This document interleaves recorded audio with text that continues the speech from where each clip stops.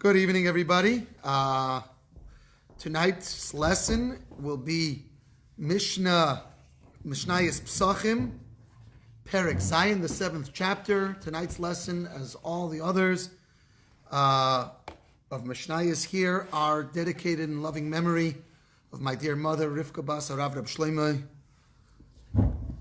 So we're going to jump right into the first Mishnah of the 7th chapter. We've been talking about the Korban Pesach and how it's sacrificed and all the details for it. So now we're moving onward on the process of the Korban Pesach. And we're going to start talking about exactly how it's roasted and details of that nature. How do we roast the Korban Pesach? Now the Torah tells us in Shemos that you can't eat it raw or cooked in water, but only roasted over a fire. So the question is how exactly should we prepare it? What are the details? So says the Mishnah, Miviin shaput shel rimoin. We bring a spit of pomegranate wood. So long pole, it's round, it's round, it's wider on one end and pointier on the other end. And as we're going to explain, we're going to take the Korban Pesach and we're going to hang it on this spit. So you stick it through the mouth, all the way through its rear end, and now this yearling lamb is hanging on the spit, the whole thing. And we place its knees and its innards inside the cavity of the intestines of the Korban Pesach, and we broil it. Divrei Rabbi Yesi Haglili. This is what Rabbi Yesi Haglili says. However, Rabbi Akiva says, Kimin bishul huzeh. If you take something that was removed from the innards, were taken out, washed off, put back in, so now the juices that are inside of the Korban Pesach are going to get hot and going to boil it. So it's like a boiling. It's not roasted. So what do you do? So what are you supposed to do? According to Rabbi Akiva says, Elaseilin chutzalei. Rather, what you do is you roast it together with it, but not inside of it, but on outside of it. Now, the Gemara, first of all, the halach is according to Rabbi Akiva, just so you know. Mirz Hashem, for this Pesach, we'll be sacrificing Korban Pesach. And because of that, we'll need to know this detail. Now, the head is down with the mouth open so that the blood can drip out. Because we still have an issue with blood. We didn't salt this. Normally you salt meat, you cut it up, you salt the meat, and that's how you eat it. Over here, we're using, instead of salting, we're roasting it. So we have to allow all the blood to come out. Now what we also do is we take the innards and the knees and we tie it up around above the head. And Rabbi Tarfon in the Gemara, he calls it a gdi mikulos. A helmeted, it looks like the head of the mouth is downward, and on top of the head is the innards wrapped around it, and so it looks like the kid is wearing a helmet. So he calls it the helmeted kid, which is referring to the Korban Pesach because it looks like he's wearing a helmet, like a bicycle helmet. Okay. Mishnah Beis. So now the Mishnah explains why we said before that you have to use a spit made out of pomegranate wood. Why not a regular spit? Normally spits are made out of what? Metal. You cannot roast a Korban Pesach on a shapud, on a typical metal. Metal is absorbent. Not because it's absorbent, actually. You see, before we explained that how are you supposed to cook the on a fire? On a fire. Now, the entire cooking process is supposed to be with fire. Okay. So now, if you're going to use a metal spit, that's going to heat up. That's cooking. And then that part, the hot part, is going to cook the inside. Even a little bit. Even a minor amount, a minute amount, I should say, of cooking is being done by the spit, by the metal spit. So therefore, we can't use this metal spit. And neither can we use a metal pan. Now, what we mean is here is two things. First of all, you can't put the korban pesach on top of a metal pan. That for sure you can't do. That's almost obvious. What's more is that, let's say for argument's sake, you were hanging it, which is the way it's supposed to be. You cannot place a metal pan between the fire and to catch all the juices and stuff. You can't put a metal pan between the fire and the korban pesach, because why? Because you're blocking the fire from cooking it. Now I have a question. Sure. Okay, maybe a little bit ahead, but it says that we use the pomegranate wood because we're worried that other woods might have moisture. But my question is, now that you mentioned that we want the liquids or the fats to fall into the fire, wouldn't that be a concern as far as liquid entering the wood and that causing moisture to cook the fire, to cook the thing? The pomegranate wood, you make a good point. This is actually brought down. The reason why we use pomegranate wood is because it's harder and it doesn't absorb as much. Dense, yeah. Yeah, so you're not gonna have that issue. That's precisely the point. We're not concerned that the juice is gonna go in and then go out the other side during one roasting. That we're not concerned about. Now, so we can't use a pan, a metal pan in between the fire and the korban pesach. Rabbi Tzaddik says, there was a story with that happened with Rabbi Gamliel. Shomer L'Tavi Avdi, the famous servant of Rabbi Gamliel, his name was Tavi. He was a Talmud Chacham, he knew a lot of Torah. In any case, he told this servant, "Say utzlei lanu es Pesach, go and roast for us the korban pesach al ha'askilo, on the fire pan." Now, so what does it seem from first glance at first glance, it seems like Rabbi Tzaddik is bringing a proof to refute the first opinion in the Mishnah, right? Because here, what did we just say? We just said you can't use askilo, you can't use the fire pan. And here, what did he just say? Is it a literal pan or is it a grill? Here, somebody who's been looking ahead. Very good.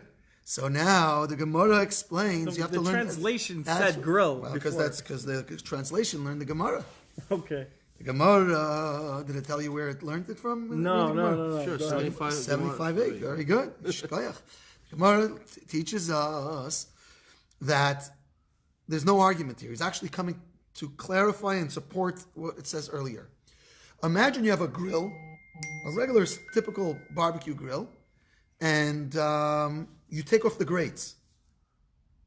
So now you have an open pit, and now you have two things on the sides, and a spit across. So now, what does this mean? Now, if the thing were to fall, if the korban pesach were to fall, it would fall straight into the fire. This is exactly what he's talking about. That there was no pit, there was no grills, there was no grates there. That's what the Gemara explains. And why the Gemara explains this is because it's simply not the way of the Mishnah to argue like that. Here we have the Tanna Kama says something here in the beginning of the Mishnah. Nobody argues. Then we bring a story to refute it. That's not the way the Mishnah argues. First, Rabbi Tzaddik would argue, if he was arguing, and then he would bring a support to his argument. The fact that he doesn't do that leads the Gemara to accept this idea that he's not arguing. If he was arguing, he would say so. Rather, we're talking about two different things. So the first time it says Askala, it's talking about literally a metal sheet pan. And in the second time, it's talking about an open grill. Now, what happens? Noga b'charsei shel tanur. Let's say we were using an earthenware oven. Like a kiln or something? Any oven. Ceramic. Yeah. Now, while you're turning around your spit there, those days they didn't have the electric ones, you can turn it. Something, part of the carbon pesach touches the wall. So now the wall is very hot. What happens when meat touches a hot wall? To a minute degree, it'll cook it. Now this has to be cooked only by the fire, not by the hot wall of the oven. So therefore, yikleif es mekaymai. So if that happens, whatever part of the meat touched the wall, you have to peel away that piece. You cannot eat that piece because that piece was cooked to a small degree by the wall of the oven as opposed to the fire. Now, what happens if when you were turning it or however else, I'm not sure, another scenario that this would happen, but some of the juices spritzes on the wall and then it comes back on it. So now we have not just a hot wall that's dry, but now we have hot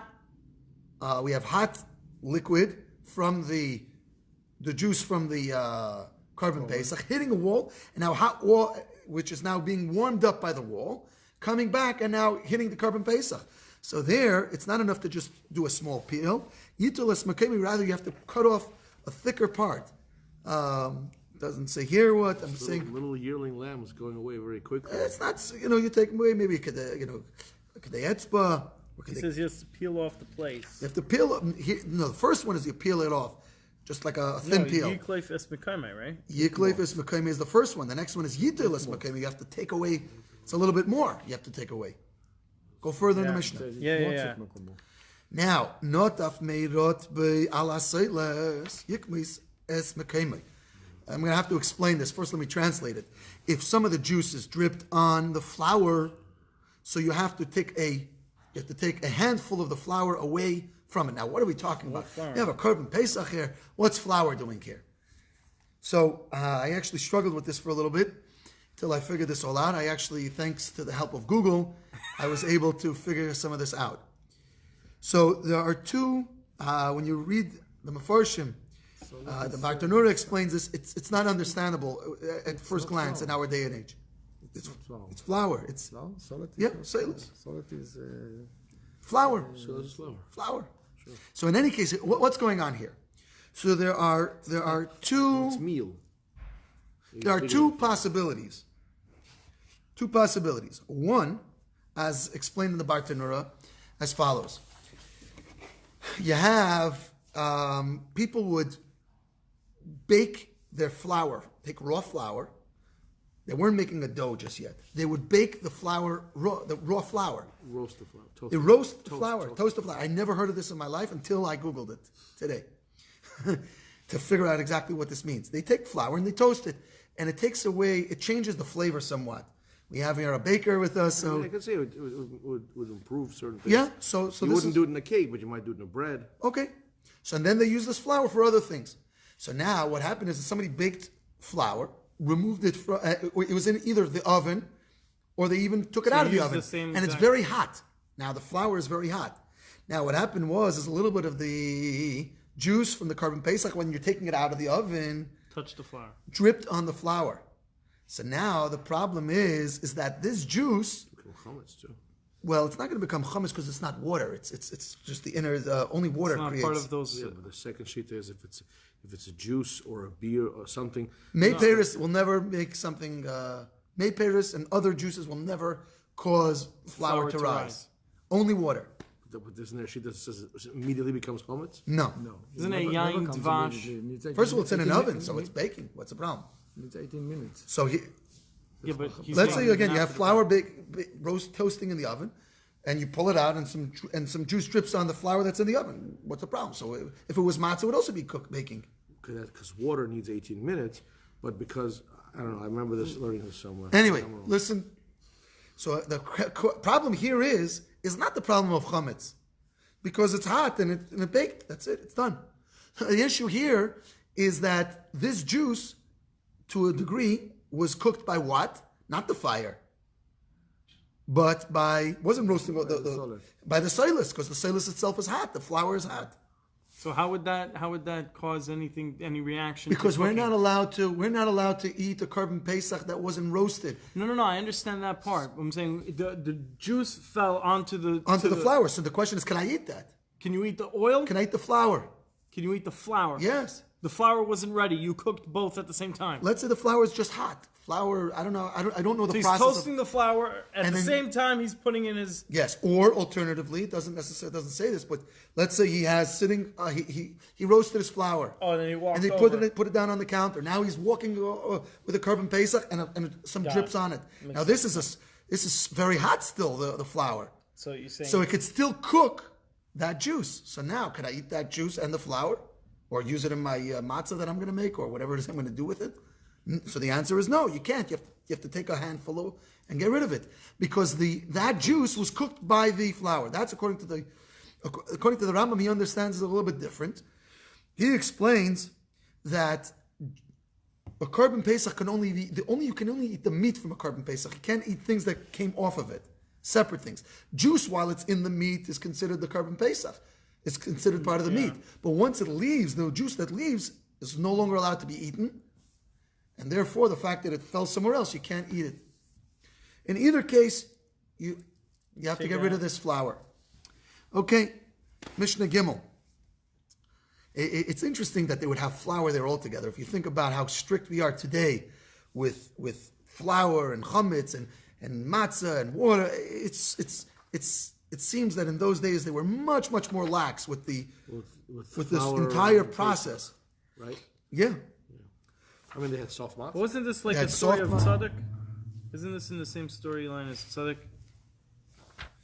This example, or the example was that's over a separate thing. We finished that Mishnah now. That was earlier in the Mishnah, and then we're just continuing. The Mishnah continues after that. Okay. Gimel, Sachi v'shemen truma. What happens if you take your carbon pesach and somebody smeared it with oil? It's a good idea to smear your meats and chickens and things with oil. It tastes very good. But somebody did it with truma oil. So im chaburas koyanim. So if it happened to be a group of kohanim, so yechelu, eat it. There's no problem, because they're allowed to eat truma. In Yisrael, if it would happen to be a group of Yisraelim or Leviim, im chayu yidichenu. If it's not yet roasted, just wash it off. Im tzaliyu. But if it is already roasted, yikli, it's a chitzin, so they have to peel away the outer part, because a Yisrael is not allowed to eat truma. Sochav Hashem and Ma'aseh Sheni. What happens? Shel Ma'aseh Sheni. What happens if they anointed it? They rubbed it with oil of Ma'aseh Sheni. Ma'aseh Sheni has to be brought up to Yerushalayim and eaten. So lo yasenu domim al bnei chavura. So the person who used his Ma'aseh Sheni for it cannot charge the people who are in the group for this Ma'aseh Sheni. Shein poy the Ma'aseh Sheni Yerushalayim.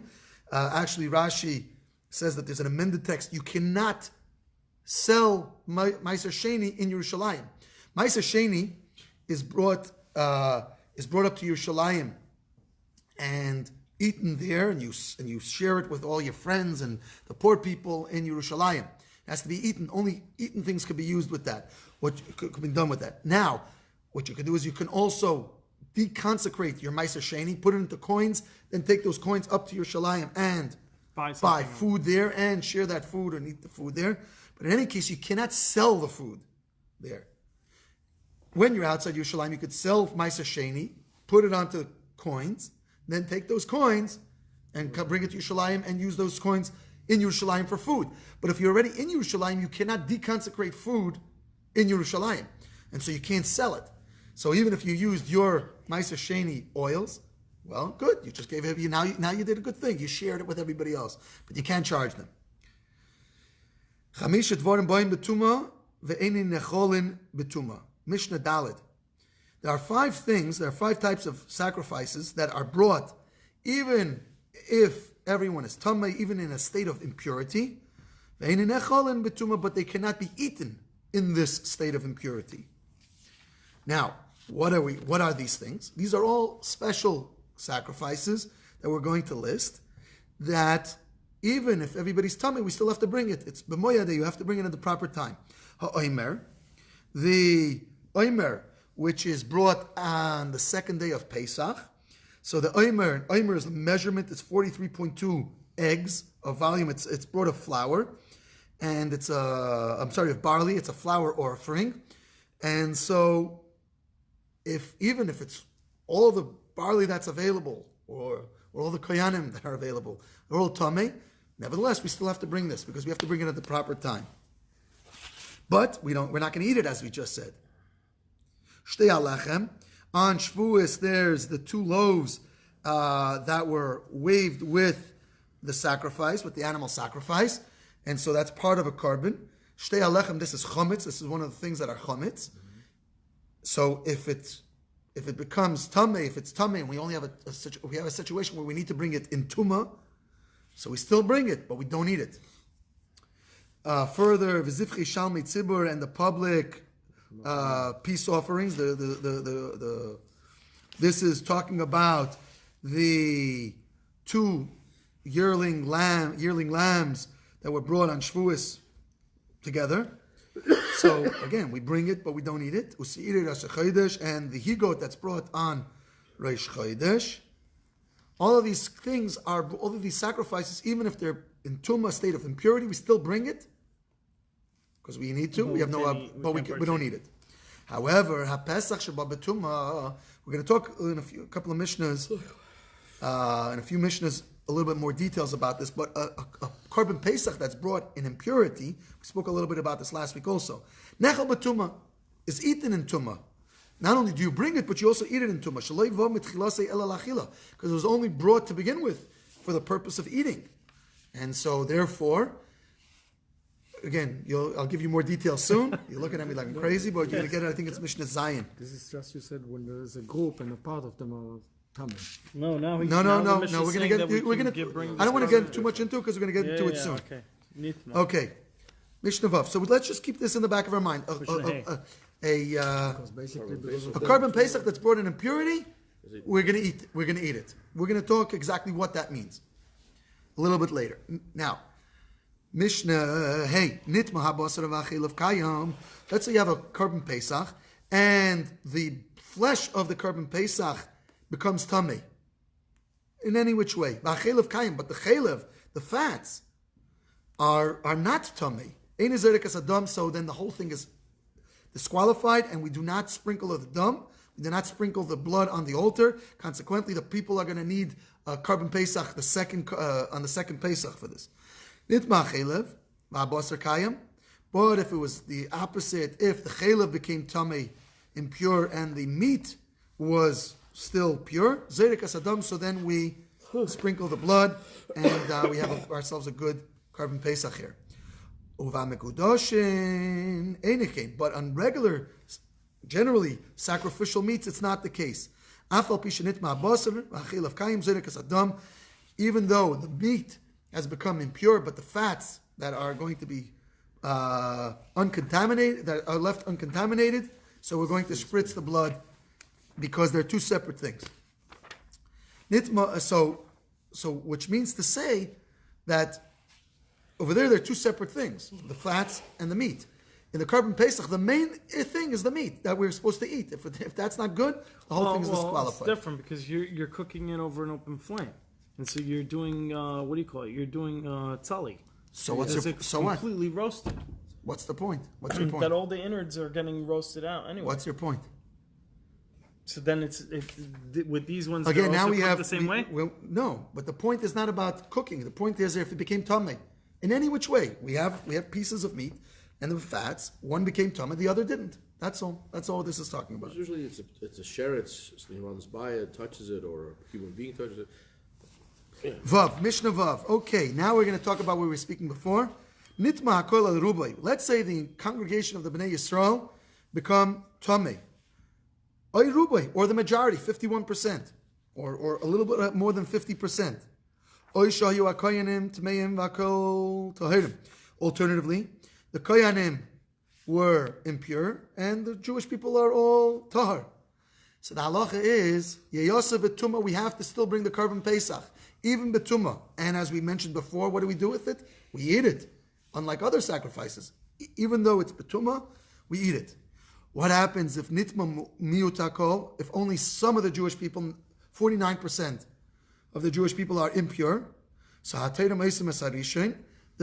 who are pure sacrifice their korban Pesach on the first Pesach, and those who are tamei bring it on Pesach Sheni. Has this ever happened? I don't know the answer to that. It's a good question. HaPesach shenizrak domai. What happens when you have a korban Pesach? We already spritzed the blood on the altar. We already spoke about this in earlier prokim, the whole assembly line. And they spritz the blood. And it turns out that the blood was tummy. So hatzitz meratza. So the tzitz that the Kohen Gadol wore on his head that said Kodesh LaHashem. So it was a very powerful piece of equipment because it granted certain tshuva, I guess, or certain, what's the word, acceptance of things that were previously invalid. So normally, if the blood is impure, you can't, it's possible. But once you spritzed it on the Mizbeach, so it was done by accident, you didn't know. So the tzitz takes care of that. Very interesting. Wait, something would actually happen to it? No, meaning to say that it's considered kosher and appropriate. Nitma haguf. What happens if the person himself became tamei? Not so the blood was fine, but it turned out that he himself was impure. Eina tzitz meratza, so that the tzitz that does not gain acceptance for it. Because they say hanozir va'isa pesach hatzitz meratza al tumas adam. A nazir and a person who is doing the korban Pesach, so only for the blood of the korban will the tzitz gain acceptance for, but not tzitz meratza al tumas aguf. Not for the nazir or the person who's making the korban Pesach. In either of these cases, the tzitz will not gain acceptance and make it retroactively acceptable in these two cases. However, nitma tumas hatayim hatzitz meratza. If a person contracted impurity from tumas hatayim, which is a term that we use when we talk about buried tuma, where a person didn't know about it. Let's say there was a dead body buried under a house. Hey, I don't know about it. I come into the house, there's no dead body there. I look around, or in a hut. And it only turns out later that it was buried beneath and it was b'shogai. I didn't know about it. So in such a case, the tzitz is meratza. The tzitz does gain acceptance for the person who brought the korban. Ches nitma sholem oiruboy. If the korban Pesach became tamei, completely, the whole thing became tamei. On a plane and they have a body that they take. On a plane and a body, I don't want to get into it now, but you probably be okay in that in such a way. You have to learn Masechtas Ahalos, very complicated halachas, and in such a case, it's almost certain that it would be okay. That's not a halachic determination. If you're a Kohen, you got to. But that's a separate discussion. That's very, very complex. So I'm going to put it aside for now. Right now, we're not talking about airplanes. We're talking about a korban Pesach. Nitma sholim erubai. If the whole korban Pesach became tamei, or the majority of it, surfin oisei lefnei abira me'atza me'aracha. So the halacha is you burn it there in the temple courtyard from the wood of the pyre. Nitma ma'utei. But if only a little part of it became tamei, if only a little bit of it became tamei, and whatever was left over, they would burn it in their courtyards, or on their rooftops, from their own wood. It's a term not found anywhere else. The cheapskates. They wouldn't, even if they were stingy, that's what he says, stingy. They would bring any psul that they had from the korban Pesach in order to not have to spend the money on their own wood. Okay, Tess. Hapesach shiyasa nitma. Yisaref miyad. Korban Pesach that goes out of where? We'll talk about soon. It goes out of its boundaries. We'll talk about in a minute what those boundaries are. Yisaref miyad. it has to be burnt right away. We don't want it sitting around because then perhaps somebody might come to eat it incorrectly. What if the boilim, the people who are supposed to eat it, they became impure, or they died. So let's say you had 10 people in a group, they all became tamei, or they died. So then you you let it decompose, and you burn it on the 16th day of Pesach. In Eretz Yisrael, the 16th day of Pesach is Chol Hamoed. That's when you burn it. So wait, so they leave it to go rancid? There's only one day of... 16th day of Nisan. 16th day of... What did I say? Pesach. Oh, 16th day of Nisan. Oh, sorry.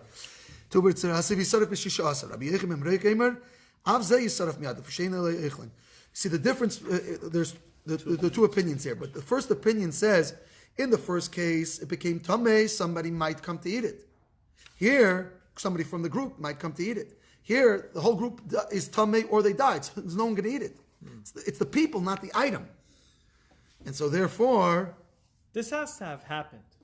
Oh, for sure. There's no way that they have this much detail in the halacha. Oh, this for sure happened. In such a case, you burn it anyway because there's no reason to let it sit and decompose. You could just burn it right away. The bones and the sinews that are left over, and that which is left over, you're not supposed to leave anything left over. But whatever is left over, Yisarfu B'Shishasa, you burn on the 16th day of Pesach. I'm sorry, again, the 16th day of Nisan. Chol Shishasa Liyas B'Shabbos, Yisarfu B'Shivasa. If the next day is Shabbos, the second day of Pesach is Shabbos, so you burn it on the 17th day of Nisan.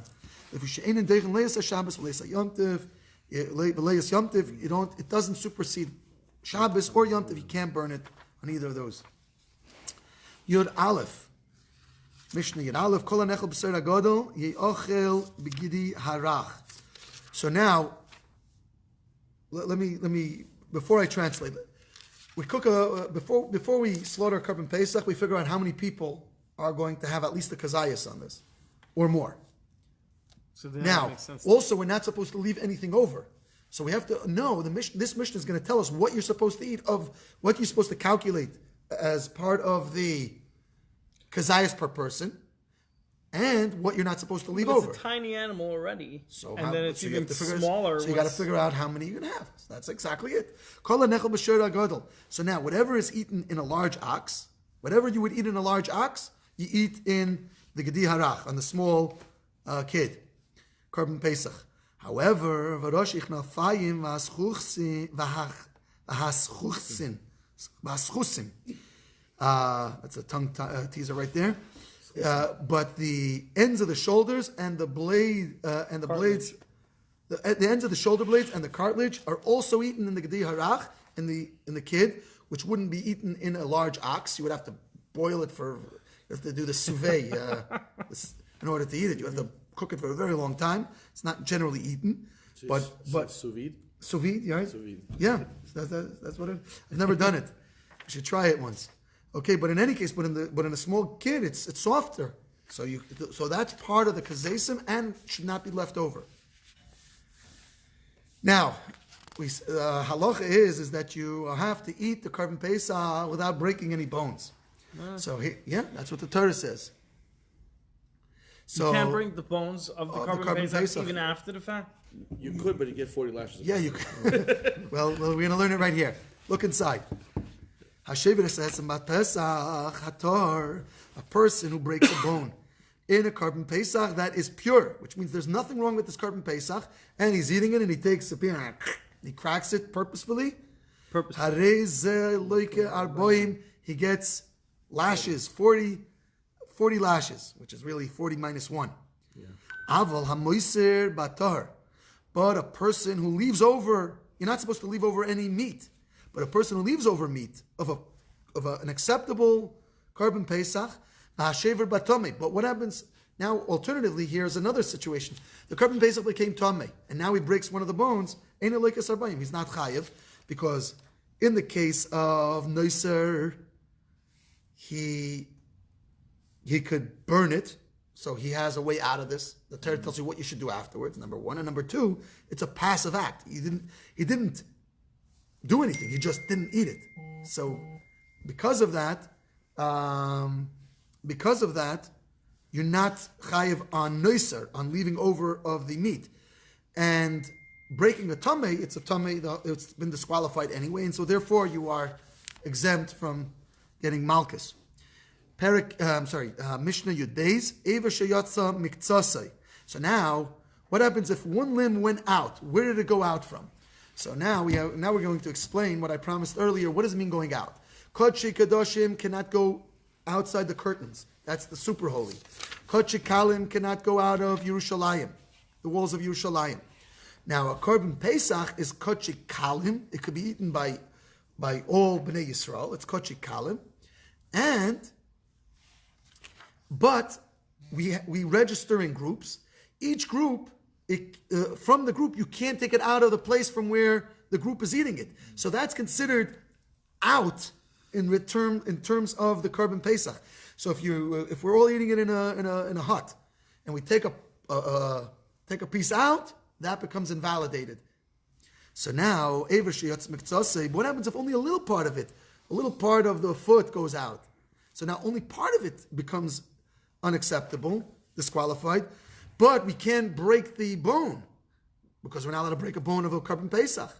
So first thing you have to do is you have to take off the meat from all that area that went out.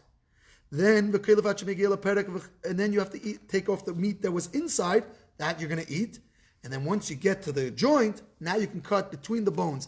And that way you're not going to leave over good meat, you're not going to eat disqualified meat, and you're not going to break a bone. But on other sacrifices, if you take it kodesh kadashim, if you take it outside the curtains of the Beis Hamikdash, or kodesh kalim, if you take it outside the Yerushalayim, so if a part of it went out, just chop it off with a little axe. Because there's no problem with breaking the bones of an ordinary sacrifice, only a korban Pesach. Now says the Mishnah, from the door jamb inward is inside the room. And from the door jamb on the outside is like the outside. The windows and the thickness of the wall are like the inside. So this is relevant for the house that you're eating the korban Pesach in. It's also relevant for outside the walls of Yerushalayim. Shtei chavuris, final Mishnah, I believe. Yeah. The final Mishnah of the Perek. Shtei chavuris shayoichlis b'vayis echad. Well, now let's say you have two different groups who are eating in one house. Elo hefchen es pneiam heilach v'eichlin. Elo hefchen es pneiam heilach v'eichlin. So now we have to delineate each of these groups and make them sure that they're separate groups, because you can't eat from one group to the next group. So what do? Each one turns their faces to the other way. They turn their backs to each other and they eat. And you put the mechitza in the middle, the water pot or whatever, the kettle in between.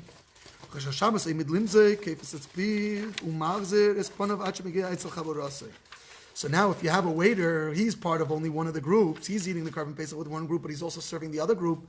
So when he serves the other group, so what does he do? He has to close his mouth. Because he has to remember the whole time and make a distinction. I'm not part of this group. And he turns his head a little bit while he's serving, until he gets back to his own chabura, to his own group, where now he can continue eating, and now he can continue eating his korban Pesach.